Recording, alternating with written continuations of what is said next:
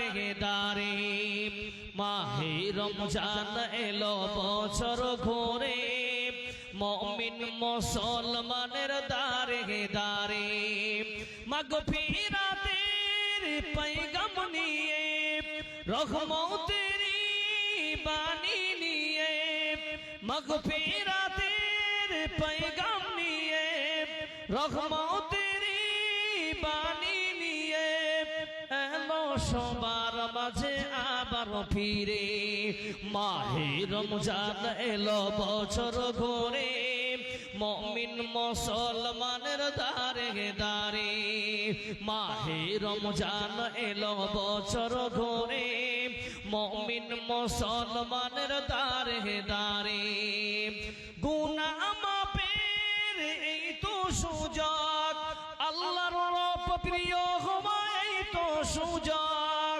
গুনাহ মাফের এই তো সুযোগ আল্লাহর প্রিয় হওয়া এই তো সুযোগ এই সুযোগে নাও গো তুমি এই সুযোগে নাও গো তুমি আল্লাহর রঙে জীবন রঙিন করে মাহে রমজান এলো বছর ঘুরে মুমিন মুসলমানের দারে দারে মাগফিরাতের পয়গাম নিয়ে রহমতের বাণী নিয়ে এলো সবার মাঝে আবার ফিরে মাহে রমজান এলো বছর ঘুরে মুমিন মুসলমানের দারে দারে পাপী তাপী আইরে ছুটি আল্লাহর রহমত রানের লুটি পাপী তাপী আইরে ছুটি আল্লাহর রহমত রানের লুটি পাহাড় সমান পাপের বোঝা পাহাড় সমান পাপের বোঝা দিবেন ক্ষমা করে আল্লাহ তাআলা মাহে রমজান এলো বছর ঘুরে মুমিন মুসলমানের দারে দারে মাহে রমজান এলো বছর ঘুরে মুমিন মুসলমানের দারে দারে বলছেন বিসমিল্লাহির রহমানির রহিম ইয়া আইয়ুহাল্লাযীনা আমানু কুতিবা আলাইকুমুস সিয়াম কামা কুতিবা আলাল্লাযীনা মিন ক্বাবলিকুম লাআল্লাকুম তাত্তাকুন আল্লাহ পাক বলেন হে ঈমানদারেরা তোমাদের উপরে আমি আল্লাহ রোজাকে ফরজ করলাম সিয়ামকে ফরজ করলাম আল্লাহ পাক ঈমান নিয়ে আসার কারণে আল্লাহ বলছেন বান্দা বেঈমান যদি রোজা রাখে তার আল্লাহর কাছে রোজা কবুল হবে না তার মানে হলো ঈমান ছাড়া আমল গ্রহণযোগ্য হবে না এ মুহাম্মদ তোমার উম্মত কি তুমি জানিয়ে দাও তারা মনে মনে হয়তো ভাবতে পারে আল্লাহ এত টানা এক মাস কেন রোজা দিলেন কি কারণে দিলেন এত কষ্ট কি করা যায় না না সুন্দর করে শুনবেন মুসলমান আল্লাহ বলছেন বান্দারে কামা কুতিবা আলাল্লাযীনা মিন ক্বাবলিকুম বান্দা নইরা সবার কোনো কারণ নাই তোমাদের পূর্বপুরুষদের উপরেও আমি আল্লাহ রোজাকে ফরজ করেছিলাম কেন লাআল্লাকুম তাত্তাকুন বান্দা যাতে করে তোমরা মুত্তাকিন হও আর মুত্তাকিন হও আল্লাহর জান্নাতে যেতে পারো আল্লাহ পাক বলেন রমজান রেখেছো বলে হ্যাঁ সাহারি খেয়েছো বলে হ্যাঁ সাহারি থেকে ইফতার পর্যন্ত উপবাস রেখেছো বলে হ্যাঁ কিছু খাইনি স্ত্রীর সঙ্গে সহবাস আল্লাহ করিনি আল্লাহ যেমন তোমার ওয়াদা মাবুদ সেই রকম আমি রোজা পালন করেছি সিয়াম পালন করেছি গো আল্লাহ আল্লাহ বলছেন বান্দারে 4.5 ঘন্টা তোমাকে আমি আমি সময় দিলাম, এই 14.5 ঘন্টা তুমি না খেয়েছো, তোমার কি করেছিল, তোমার প্রেম কি কাজে লাগিয়েছ, তোমার যে সুন্দর বডিটা আমি তৈরি করেছিলাম এই বডিটা কোন জায়গায় কাজে লাগিয়েছ? আল্লাহ বলছেন শোনো বান্দা, শুধু উপবাস থেকে তোমরা আত্তাকিন হতে পারবে না। বান্দারে বাকি সময়টা তুমি কোন জায়গায় কাটিয়েছ শোনো। আল্লাহ রাব্বুল আলামিন সূরা বাকারার 185 নম্বর আয়াতে বলতেছেন সাহারু রামাজান আল্লাযী উনজিলা ফীহিল কুরআন। আল্লাহ বলছেন বান্দা, এই মাসে আমি একটি রাতে আমি আল্লাহ কোরআনকে নাজিল করলাম। এমন এই মাসে একটি রাতকে আমি ওই রাতে কোরআনকে নাজিল করার কারণে পুরো রাতটাকে আমি আল্লাহ লাইলাতুল কদর বলে ঘোষণা দিলাম। যেমন শেখ বলছিলেন একটি রাতের ইবাদত হলো 83 বছর 4 মাস সমপরিমাণ আপনি ইবাদতের সওয়াব পাবেন। একটি রাতে নাজিল করার কারণে আল্লাহ আপনাকে 84 বছরের আপনাকে সওয়াব দিয়ে দিলেন। মুমিনরে কি আল্লাহ বুঝাতে চেয়েছেন এই আয়াত দ্বারা? আল্লাহ বলছেন গোলাম সহ একটি রাতে নাজিল করার কারণে আমি ওই রাতটাকে আমি 1000 মাসের সমান দিয়ে দিলাম।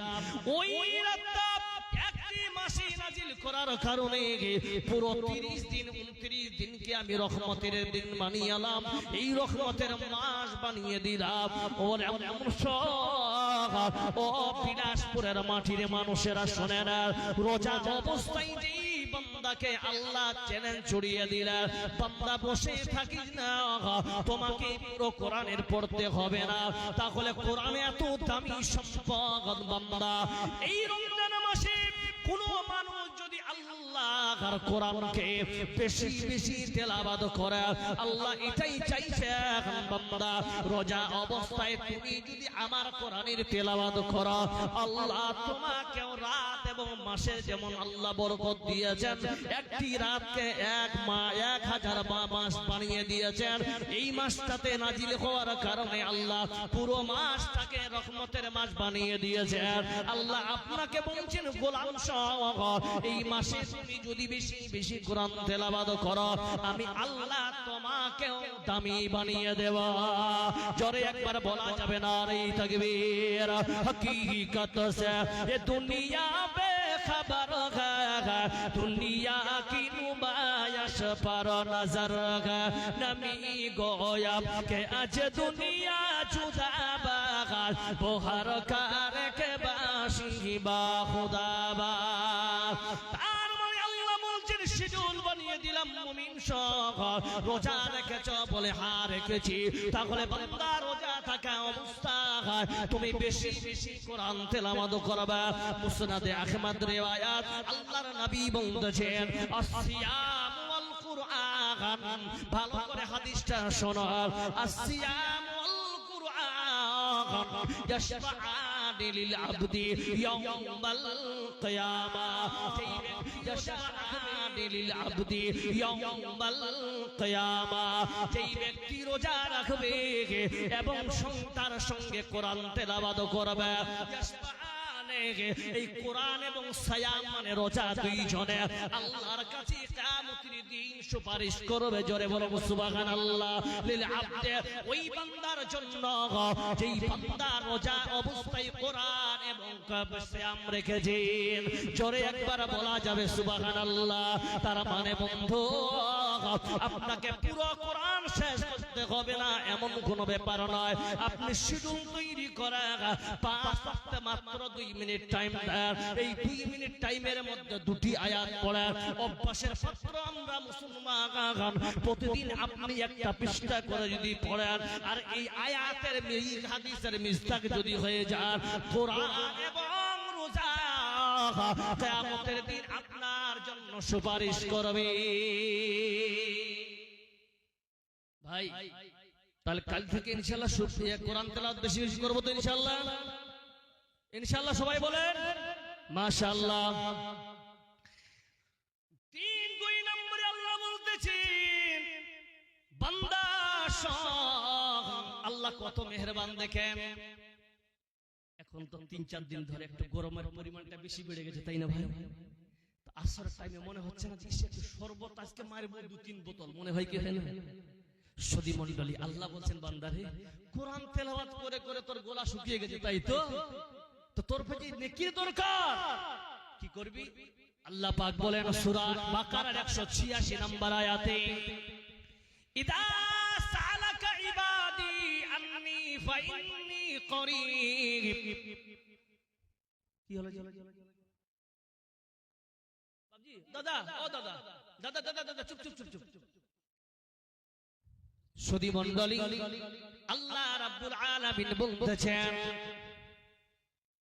ইদা সালাকা ইবাদি আন্নী ফাইন্নী করিব উজিবুদ দাওয়াতি। সদী মণ্ডলী ভালো করে দেখেন, এদিকে দেখেন, এদিকে দেখেন। হায় আল্লাহ রে, জি ভাই, সদী মণ্ডলী ভালো করে শোনেন। আল্লাহ রাব্বুল আলামিন বলতেছেন, বান্দা রোজা রেখে কোরআন তেলাওয়াত করতেছো? বলে হ্যাঁ হ্যাঁ। কোরআন তেলাওয়াত করতে গিয়ে তোমার গলা শুকিয়ে গেছে? বলে হ্যাঁ হ্যাঁ। আল্লাহ বলছেন বান্দা শুনে না, ইদা সালাকা ইবাদি ফাইন্নী করিব, ইদা সালাকা ইবাদি আন্নী ফাইন্নী করিব। ওগো মুহাম্মদ, তোমার উম্মতিরা আমার ব্যাপারে তোমার কাছে প্রশ্ন করে, আপনি বলে দেন আন্নী ফাইন্নী করিব, আমি তোমাদের নিকটে আছি। বলুন সুবহানাল্লাহ। এবার আল্লাহ বলছেন আপনার নিকটে আছে, আমার নিকটে আছে।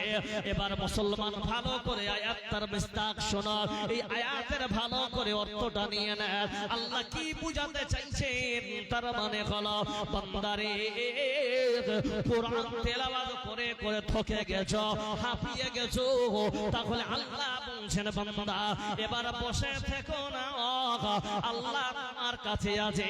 এবার বন্ধু, আমি একটা আপনারা মাসলা নিয়ে ঝগড়া লেগে গেছেন, ফিতরার মাসলা হোক, রোজার মাসলা হোক, রোজা ভঙ্গনের মাসলা হোক, আপনার পাশে মনে করেন শেখ সাহেব আপনার পাশে আছেন, তাহলে আমি আমার পাশে আছেন, তাহলে আপনার বক্তব্য হলো মৌলভী শেখ সাহেবের নাম্বার আমার কাছে নাই, শেখ জাকারিয়া সাহেবের আমার নাম্বার নাই, তাহলে মৌলানা ইমদাদের নাম্বার আমার কাছে আছে।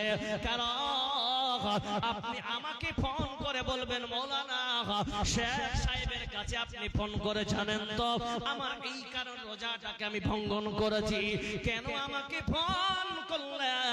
কারণ হলো বিলাসপুরের মাটির সবাই জানে শেখ সাহেবের কাছের মানুষ হলো মৌলানা ইমদাদ। বলুন ঠিক না বেঠিক? উদাহরণ দেওয়ার জন্য বলছি। তাহলে কাছের মানুষ এটাই লাভ। আল্লাহ আপনাকে বলতেছেন আন্নী ফাইন্নী করিব, ফাইন্নী করিব মানে বান্দা তোমার নিকটেই আছি। আল্লাহ চাইছেন বান্দা কোরআন তেলাওয়াত করে হাঁপিয়ে গেছো? বলে হ্যাঁ হ্যাঁ। আল্লাহ গলা শুকিয়ে গেছে, মাহমুদ আর পারছি না। আল্লাহ বলছেন দ্বিতীয় শিডিউলে ঢোক। দ্বিতীয় শিডিউলটা হলো এই দ্বিতীয় রুটিং এর প্রথম দ্বিতীয় সাবজেক্ট হলো বান্দা তুমি দোয়া করো, আল্লাহ আমি দোয়া কবুল করব। জোরে বলো নারে তাকবীর। কোরআন তেলাওয়াত করতে গিয়ে বান্দা তোমার শক্তি হবে, তোমার বের হবে, তুমি ঘামে যাবে। বান্দা তুমি দোয়া করো মনে মনে, এই দোয়া করতে গেলে মানুষের শক্তি লাগে, জোরে বলেন লাগে। আল্লাহ বলেন দোয়া করতে করতে যদি হাঁপিয়ে যাও বান্দা, এখানে তুমি জিকিরও ঢুকাতে পারো, তাসবিহ পড়তে পারো, আমি তোমার সব কাছে আছি বলে, তোমার কাছে আছি বলে তোমার দোয়া আল্লাহ আমি কবুল করব। জোরে বলুন সুবহানাল্লাহ। 2 নাম্বার কি বললাম তাহলে? কোরআন তেলাওয়াতের পরে বেশি বেশি দোয়া করতে হবে আর বেশি বেশি জিকির আজকার করতে হবে। কোন মাসে? এই রমজান মাসে। রোজা রাখলেন, কোরআন তেলাওয়াত করলেন, আপনি দোয়া করলেন, ইস্তেগফার করলেন, জিকির করলেন, কিন্তু সূরা আল বাকারার 188 মানে 188 নম্বরে আল্লাহ পাক বলছেন বান্দা শুনে না ওয়ালা তাকুলু আমওয়ালুকুম বাইনাকুম বিল বাতিল বান্দা শুনে না তোমরা যে খাবারটা খাও অন্যের তোমরা মেরে খাও বান্দা অন্যের মারকে তোমরা বেঈমানি বাটপারি করে খাও এই মালটা তোমার জন্য হারাম এই মাল ভক্ষণ করে বান্দা তুমি রোজা রেখেছো বলে হা হা আল্লাহ বলছেন সব বরবাদ হয়ে যাবে। তাহলে আমাদের মালটা কি হতে হবে রোজার মাসে? শুধু নয় মওত পর্যন্ত হালাল উপার্জন করতে হবে। বলুন ঠিক না বেঠিক? ইফতারের সময় তরমুজ খেতে হবে এমন কোনো ব্যাপার নয়, হাই লেভেলের খেজুর দিয়ে ইফতারি করতে হবে এমন কোনো ব্যাপার নয়। আপনি হালাল উপার্জন দিয়ে এক গ্লাস ফ্রেশ পানি দিয়ে যদি হয় তবু করেন, বলেন ইনশাআল্লাহ। দরকার নেই, কারণ সব কিছু আপনার রোজা থাকা, তেলাওয়াত করা, দোয়া করা সব বরবাদ হয়ে যাবে যদি আপনার সাহারিটা যদি হারাম উপার্জন হয়। তাহলে আমাদের সবথেকে মূল জিনিস কি? বডিটাকে আমাকে ঠিক রাখতে হবে হালাল দিয়ে। আজ পৃথিবীর মানুষে আমরা পুরুষরা একটা জায়গায় মার খেয়েছি, সেটা হচ্ছে কি স্ত্রীর সামনে আমরা নিজেকে বিলীন করে দিয়েছি। বলুন ঠিক না বেঠিক? একটা পুরুষ